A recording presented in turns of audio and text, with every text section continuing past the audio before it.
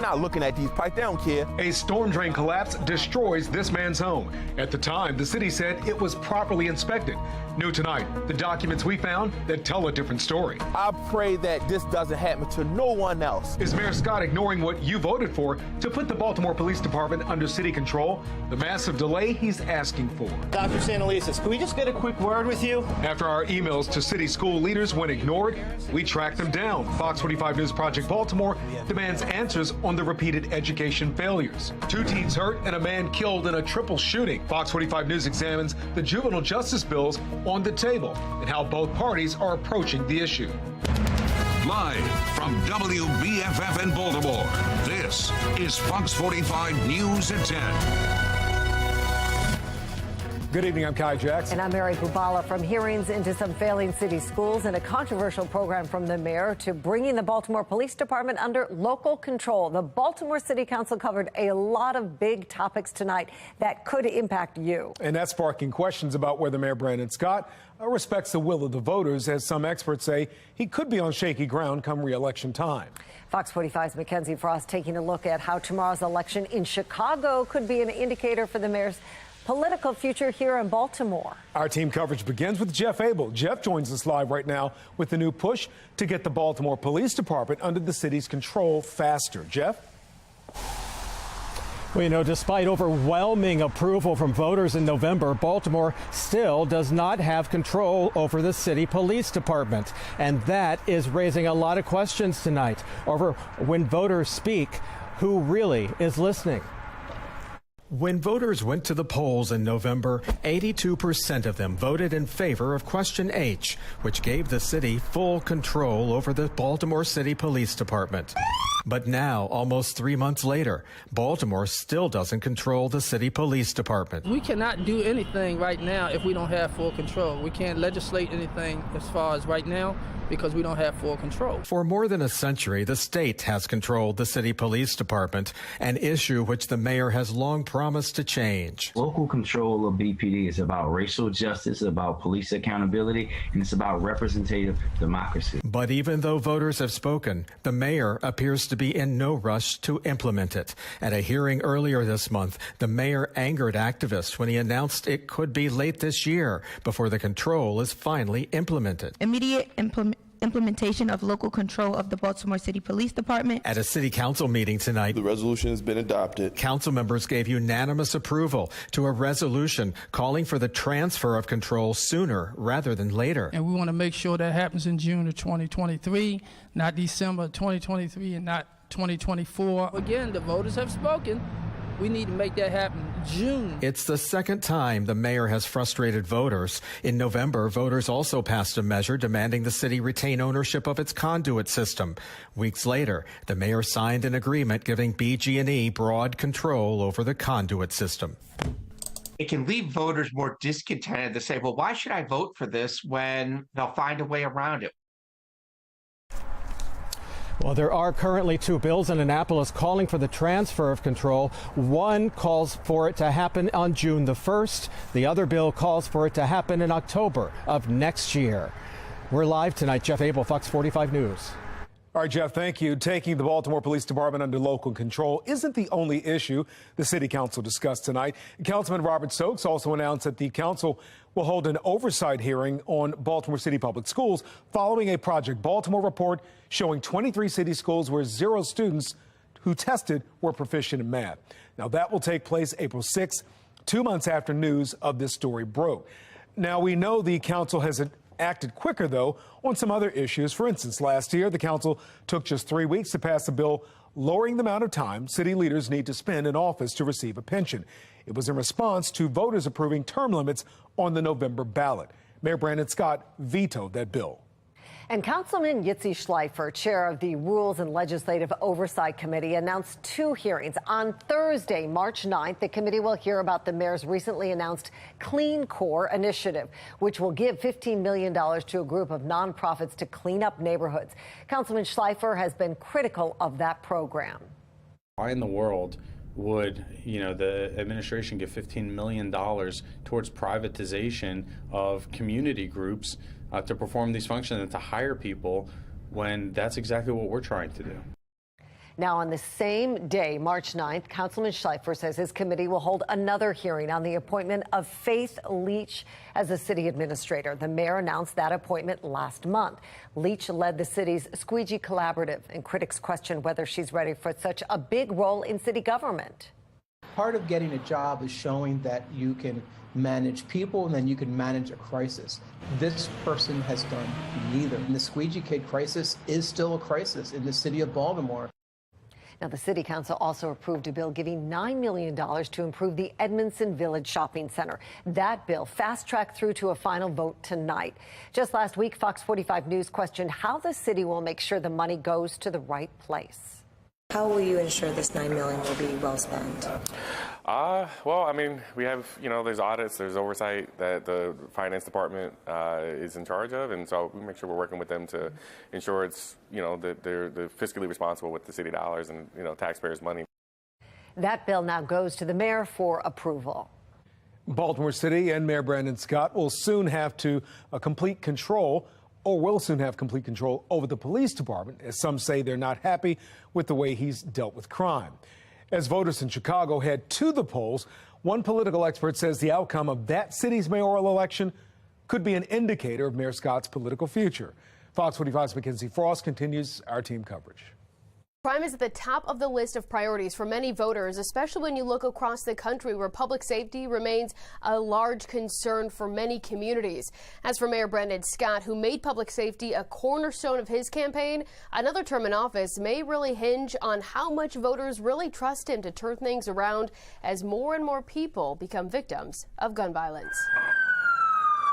The bloodshed in Baltimore continues to spill in streets all over the city. Evidence markers, crime scene tape, and Mayor Brandon Scott's frustrations. Folks have something to say. Get your ass out there on the street. Walk with We Are Us. Do something.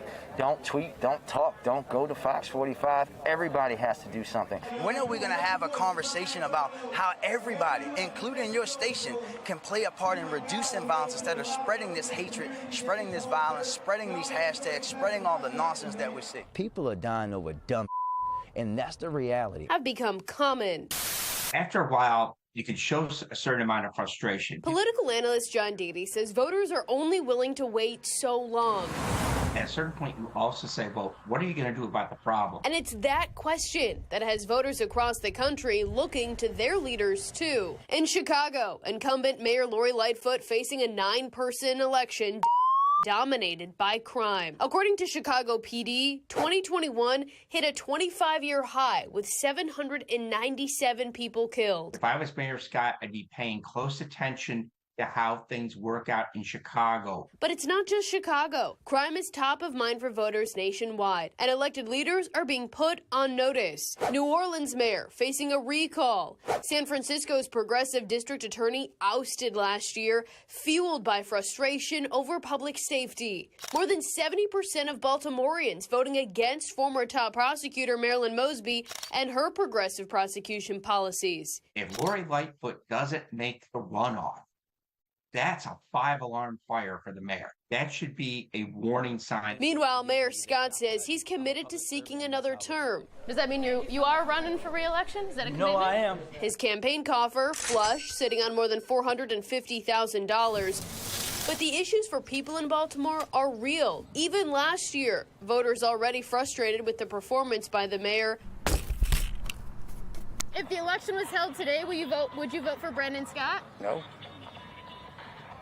No, I wouldn't. Especially since this campaign promised I will aim to reduce homicides by 15% each year in my term, getting us below 300 homicides in my first year. Has yet to come true. And the people getting shot and pulling the trigger are getting younger. A lot more people who are getting killed are people who should be in school. To date, 5 kids under 18 have been gunned down in Baltimore, 18 others shot and survived. Meanwhile, the triggers continue to be pulled and communities forever shaped by gun violence, while politicians make pleas with the community to step up and be better. It's unclear when the 2024 primary will take place. Right now it's scheduled to happen during Passover. Mayor Brandon Scott and Baltimore County Executive Johnny Olszewski have asked state leaders to move it. We're learning that House Speaker Adrian Jones and Senate President Bill Ferguson say they will work with the State Board of Elections to find a new date, but so far, nothing has been scheduled. In the newsroom, Mackenzie Frost, Fox 45 News. And that brings us to our question of the day. If elections were held today, would you vote for Mayor Scott for re-election? So far, 98% of those who voted say no. You can head to foxbaltimore.com/vote to weigh in.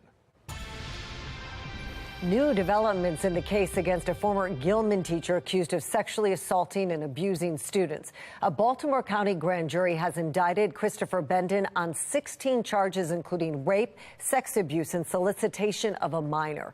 According to charging documents, the allegations came to light when a former 8th grade student came forward saying Bendon began sexually abusing him when he was 15.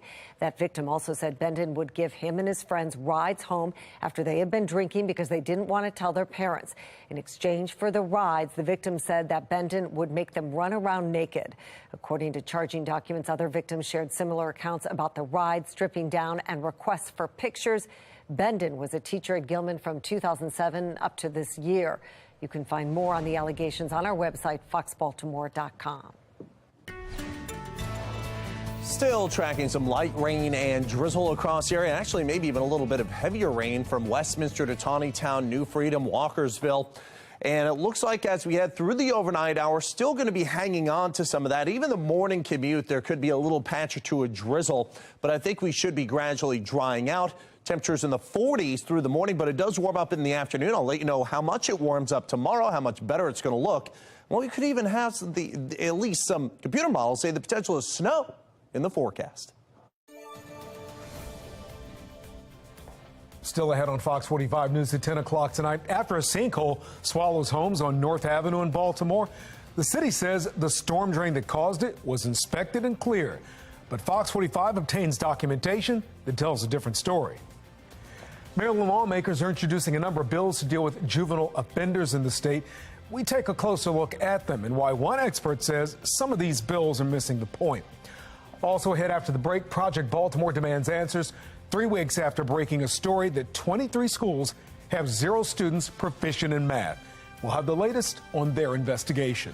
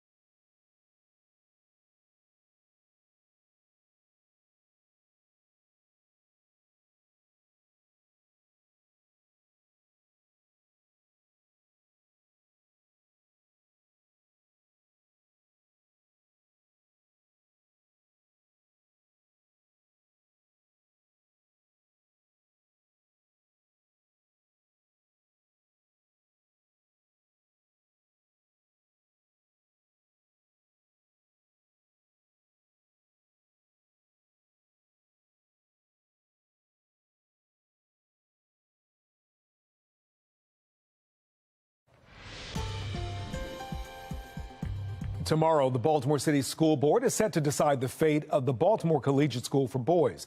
That school is at risk of losing its charter over what the school calls technicalities. Now, City School CEO Dr. Sonia Santelises is recommending the school stay open, saying it has improved. Despite that, the board could not reach a decision during a meeting last week. Fox 45 News will bring you the board's decision both on air and online. Tonight, a search for answers. What are school leaders in Baltimore City and the state of Maryland doing to improve outcomes for students who attend the lowest performing schools? It's now been 3 weeks since Project Baltimore first broke the story that 23 city schools had 0 students among those tested proficient in math. And since then, despite requesting multiple interviews, we haven't heard from the city school CEO nor the state superintendent about how they plan to help those students at those schools. So we went to them. Project Baltimore came to this event at Edmondson Westside High School to get answers. Good morning, everyone. Thank you. We wanted to speak with Baltimore City Schools CEO, Dr. Sonia Santelises, about some concerning state test results. She's going out back. But as soon as the event ended, Dr. Santelises made a quick exit. Dr. Santelises. Leaving behind the curtains and hurrying down the hallway. Dr. Santelises, can we just get a quick word with you? Can we just ask you a couple questions about the recent MCAP scores for math that came out for the school system? Earlier this month, a Project Baltimore investigation found 23 city schools where not a single student who took the state MCAP math exam scored proficient. Well, you sent us a statement, but we're just... While that report has sparked public outcry, drawing national attention, Dr. Santelises has refused to answer our questions about her school system. I think parents would like to hear directly from you, the parents that go to these schools. Chris, parents have heard. They've heard at board meetings. We're rolling out our plans. We're visiting schools. We have, Chris. Thanks so much. It's really good to see you. But who do you hold responsible for the 23 schools that don't have any students who tested proficient in math? In response to our reporting, City Schools posted a statement on its website about how it plans to improve math scores, which includes professional development for teachers, small group learning, and an extended learning period at the end of the day. Our school leaders are the most important school-based factor in student success. But what about the head of the Maryland State Department of Education, Dr. Mohammed Chaudhry? What is his plan to help the students and families at these 23 troubled schools? MSDE oversees Maryland's public education system and a budget around $11 billion. Good afternoon. So after numerous emails and phone calls went unanswered, we showed up in person. Oh, nice to meet you. Within minutes of walking in, we were met by Dr. Sylvia Lawson, the Deputy State Superintendent for Organizational Effectiveness. I've been trying to get a hold of you and Dr. Chaudhry. She holds one of the highest positions in the State Department of Education, but she didn't have much to say. Whenever we have an opportunity, we will contact you. Okay. I mean, we've been trying for months. You haven't had an opportunity for months? Thank you so much, Mr. Papps. I appreciate it. No, but this is important. We'd like to ask him about the MCAP scores. We'd like to ask him about a number of issues pertaining to the school systems in the state. You know, Mr. Papps, this is a very busy time of the year with legislative sessions. So, as I've said before, you know, we have contacted you whenever you have had questions. No, you have not. That is not a true statement. I have emailed you. That is a true statement, sir. So if you have any questions that you would like for us to answer, please email me again or give me a number and I'll give you a call. We have been emailing you since December 9th about certain issues concerning enrollment and reimbursement. We have emailed you for the past couple. We have answered your questions, sir. No, but Miss, you clearly have not answered our questions. Clearly I mean, I can. Sir. Clearly we I will show the emails on TV. You have not answered our questions. Our attempts to get answers on a number of topics, including enrollment, funding, and GO students, go back to December 9th, when we sent this email to MSDE. Since then, we've resent that same email 7 times and never received a reply. We've also called multiple times and never heard back. Baltimore City is facing a devastating reality. And after Project Baltimore exposed the concerning state test scores at those 23 city schools, we tried again. We sent emails requesting an interview with Dr. Chaudhary 4 times since February 2nd. Again, no replies or call back. That's 12 total emails and multiple phone calls that MSDE has never responded to. Even after we spoke with Dr. Lawson, they still didn't respond. So we sent one more email. This one to the Maryland State Board of Education, requesting to sign up for public comment at this Tuesday's state school board meeting. Coming up on Wednesday, we'll show you what happens. I'm Chris Pabst, and this is Project Baltimore. And as Project Baltimore continues to learn about the failures in some city schools, lawmakers in Annapolis are battling over a program that could impact students' access to private schooling statewide. The governor pushing his plan to phase out the state's Boost program. It provides scholarships to low-income families to send their students to private or charter schools. Governor Moore is looking to cut $2 million from the program, saying he doesn't want to see public dollars go to private schools. While many Democrats are in favor of ending Boost, Senate President Bill Ferguson seems open to funding it. In the nearly $7.5 billion that we spend on public education, $10 million on the Boost program doesn't seem like a heck of a lot. So, I think there's reason to think that we can do both and not just either or. Again, Boost budget is $10 million, a fraction of what the state's budget for public education is. The $10 billion Boost budget is just 0.1% of Maryland's $8.8 billion public school budget. Supporters of the Boost program say the governor's argument doesn't make sense in their opinion because state dollars go to private ventures all the time, like the Ravens, for instance, the stadium, in other words. Well, taxpayer watchdog David Williams says if public schools should go to anything private, it should be schools. To say that he doesn't want taxpayer dollars or public funding going to private schools, this isn't about that. It's finding the best educational opportunities for children, and sometimes private schools are the best educational opportunities. To be clear, this is not about money, because the governor has stated that he wants to spend more than the Kerwin Commission has laid out. This is about public schools versus private schools. And what the governor needs to realize is he needs to find the best way to educate children. Fox 45 News will continue to follow the Boost program and demand answers from state leaders. You can find all of our past reporting on our website, foxbaltimore.com. Well, still ahead at Town Hall, tackling the problems facing some Baltimore City public schools. Why some say the answer is funding, while others say not so fast.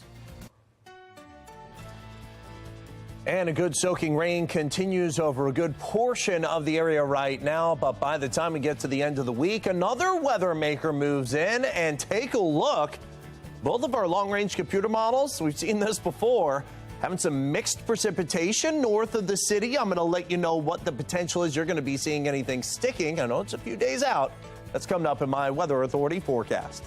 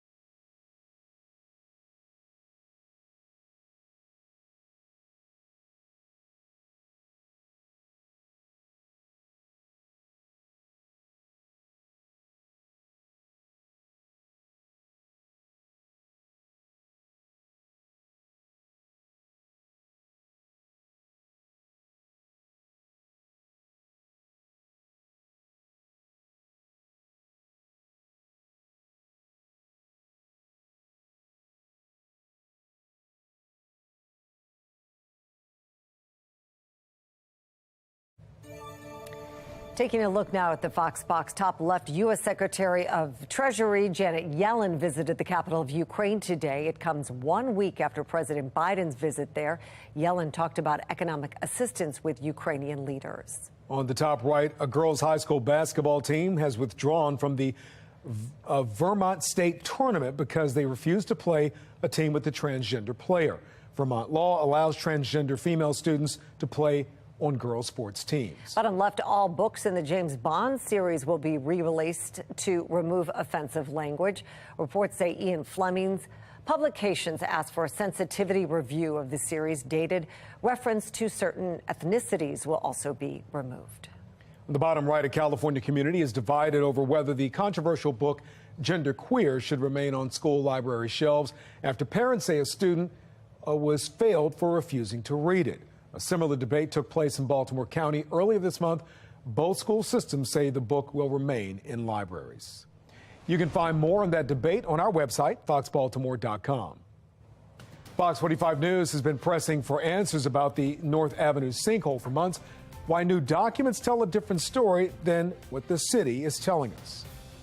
Test scores continue to slip as Republicans and Democrats remain at odds with how to fix this crisis affecting classrooms from coast to coast. I'm Kayla Gaskins in Washington.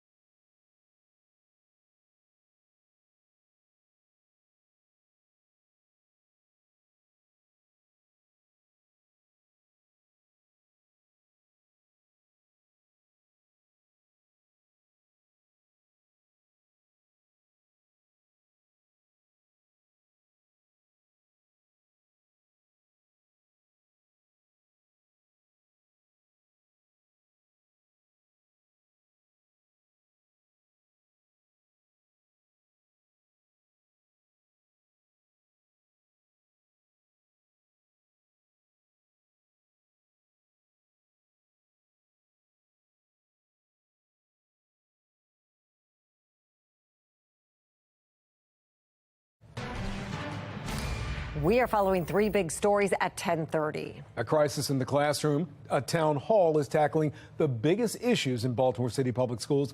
But Baltimore isn't the only place dealing with failing schools. We'll tell you what's being done to fix the problem. Juvenile crime also top of mind for lawmakers during what seems to be a rise in teenagers committing crime across the state. We're taking a closer look at some new bills aimed at addressing the problem. A Fox 45 News investigation is revealing Baltimore City might not have been entirely honest when it comes to last summer's sinkhole on North Avenue.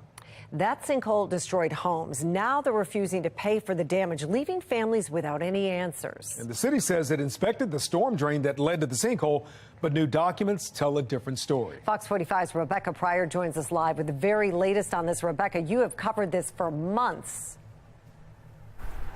Yeah, I have. And for months, I have been pressing the city, asking them for evidence of this alleged inspection report, only to find the reason the city isn't providing me with proof because it doesn't exist.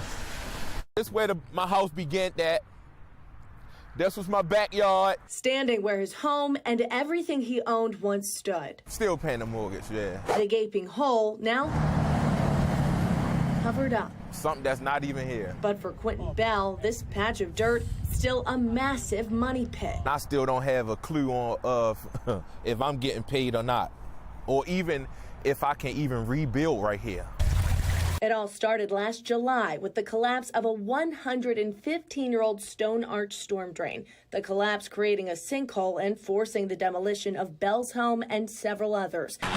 In a November statement, DPW admitting the damage was ultimately due to aging infrastructure. But when it came time to pay up for what residents lost, first insurance denying their claims, then the city following suit. In a letter sent to the residents, the city's law department claiming they're not liable for the damage because, quote, there was no notice to the city of Baltimore of any issues prior to the date of the incident. To know that these pipes are this many years old and the city is, basically blaming me, basically it's like a slap in the face. In an effort to uncover what responsibility the city has in looking after its own infrastructure, FOX45 asking, when was the last time this storm drain was inspected?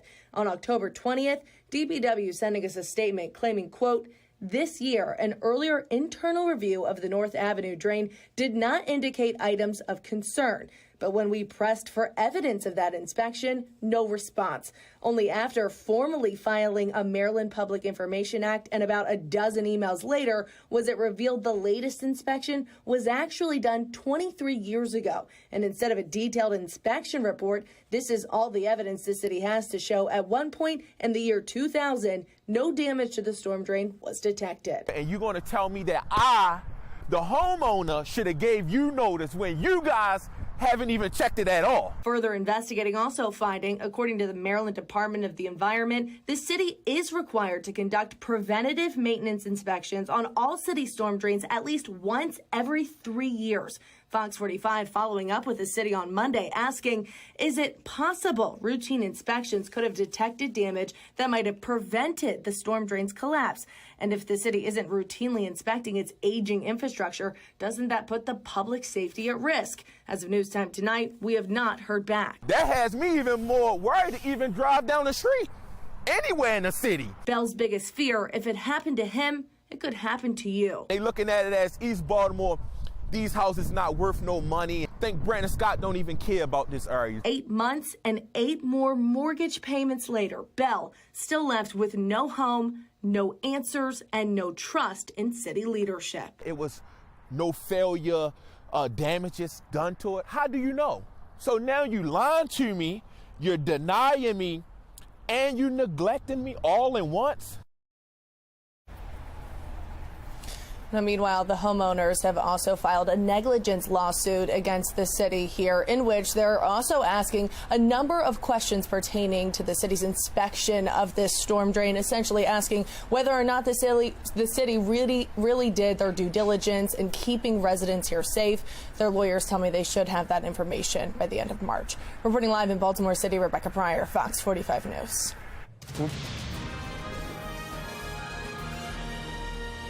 Tomorrow, lawmakers will be in the House and will hear a bill aimed at keeping people who've been convicted of certain crimes from getting plea deals. That bill applies to anyone who's been convicted of a crime of violence, like a carjacking, use of a firearm, and other crimes. Well, Fox 45 News has heard several examples of repeat offenders committing violent crimes in Baltimore. Last summer, the Maryland Public Policy Institute discovered that out of 110 homicide suspects, 80% had prior convictions that should have kept them in prison beyond the date that they allegedly committed the crime. But they were allowed back on the streets because of plea deals. On Thursday, the State House will hear a number of bills from both Democrats and Republicans focusing on juvenile justice. As Fox 45's Alexa Ashwell explains, they're taking very different approaches. In just a few days, lawmakers in Annapolis will hear several bills related to juvenile crime. And to give you an idea, some perspective, here in Baltimore so far this year, nearly 24 juveniles have been charged with either homicide, robbery, or weapons charge. 2 of the 3 victims in this weekend's triple shooting turned homicide were teens. Yet another set of young people falling victim to violence here in Baltimore. And in some cases, it's been at the hands of other juveniles, like the 16-year-old charged with the murder and attempted murders of 5 high school students who were shot outside the Edmondson Village Shopping Center just last month. So I think we can anticipate that there will be more juveniles involved in violent crime or crime in general because they don't have the education. And secondly, there are no consequences for their actions. There are no effective consequences. Former FBI agent, now law enforcement consultant Tyrone Powers, weighing in on the juvenile crime crisis and the legislation lawmakers in Annapolis have drafted in the midst of calls for more to be done about it. From the Democrats, the Youth Equity and Safety Act, which would end the practice of automatically charging juveniles as adults in serious crimes like murder, and the Youth Accountability and Safety Act, which would prevent anyone under the age of 25 from being charged with felony murder. From the Republicans, a bill that would change the age a child cannot be charged with any crime from 13 to 11 years old, and the Juvenile Gun Offenses Accountability Act of 2023, which would allow children as young as 10 years old to be charged with gun crimes. And I think we're arguing among lawyers and politicians, and I think some people do understand that perpetrators at a certain age probably have been led to that behavior. But on the other hand, I think, again, that we don't put the victim at the center enough. Powers stressing the need for juvenile justice legislation that ensures consequence and corrects behavior. So before you vote on legislation, talk to the victims of crime in Baltimore City. Talk to those people who have lost loved ones, those who have been victims of robberies and rapes, and those who have people dealing in open-air drug markets right out in front of their door where they can't even walk out the front door because they may not want mass incarceration, but they do want consequences that changes the behavior that allows them to live their fragile lives. Lawmakers will hear those bills this Thursday. Alexa Ashwell, Fox 45 News. Councilman Zeke Cohen, along with council members James Torrance and Odette Ramos, are introducing a new bill to protect renters in Baltimore City. It would require the Department of Housing to identify apartment buildings in Baltimore with the biggest problems like rats and broken elevators and be subject to building inspections twice a year and hold landlords accountable. Let me be clear. This is not an anti-landlord bill. This is an anti-slumlord bill. The vast majority of property owners in Baltimore operate responsibly. Well, the bill still has a while before it comes to a vote. A committee will work through it first. A federal judge sets a date for Marilyn Mosby's trial. Jury selection is set to start October 31st. The trial itself will begin November 2nd.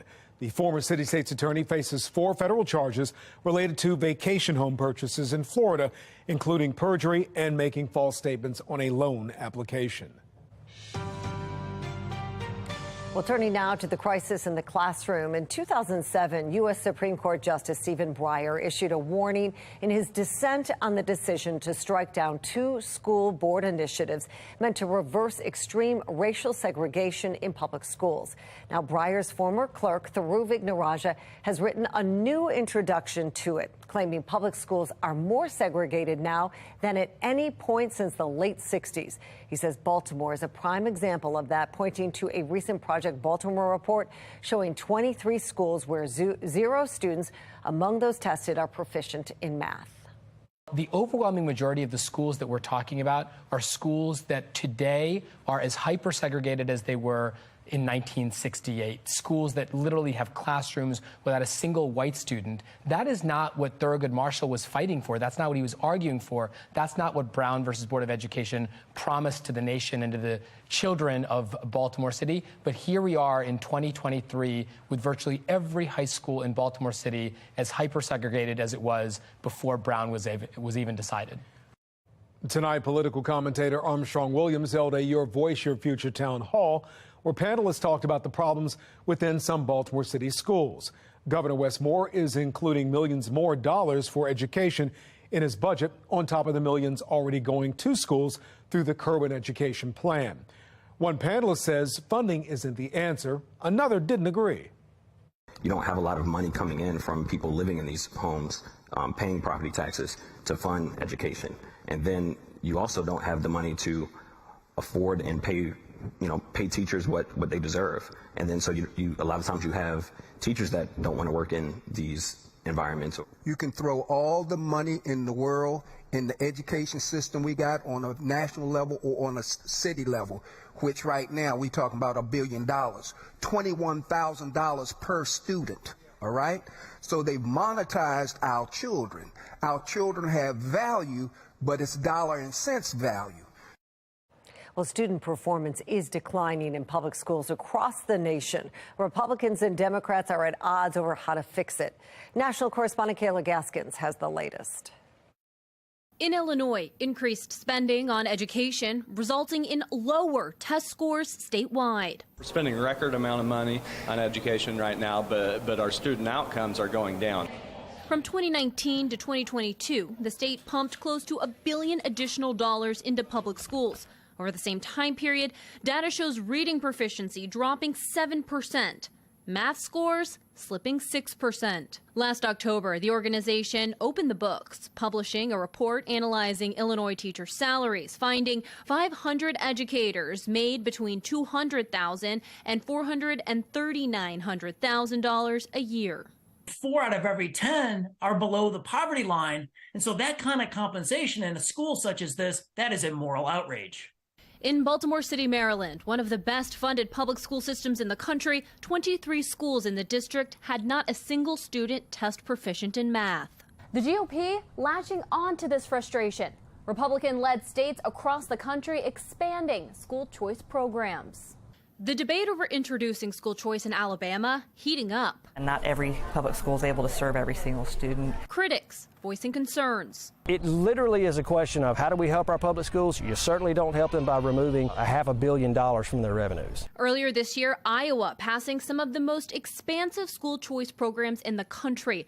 Republican presidential contender Nikki Haley voicing her support for Iowa's program during a recent visit to the state. We would not have problems in education if we put education back where it needs to be, in the hands of the parents. We have to have school choice all over this country. Haley's comments, yet another indicator education will play a key role in the GOP's efforts to take back the White House in 2024. In Washington, I'm Kayla Gaskins. Often called a conspiracy, the lab leak COVID origin theory is now gaining prominence by the day. I'm Christine Frizzell with what we're learning. And we're dealing with some rain right now, but I think things get better for the bus stop forecast tomorrow, starting with clouds and a patch or two of drizzle, but 50s to near 60 and sunshine for the afternoon. Let you know when there could be some snow back in our forecast. It's a My Weather Authority forecast coming up.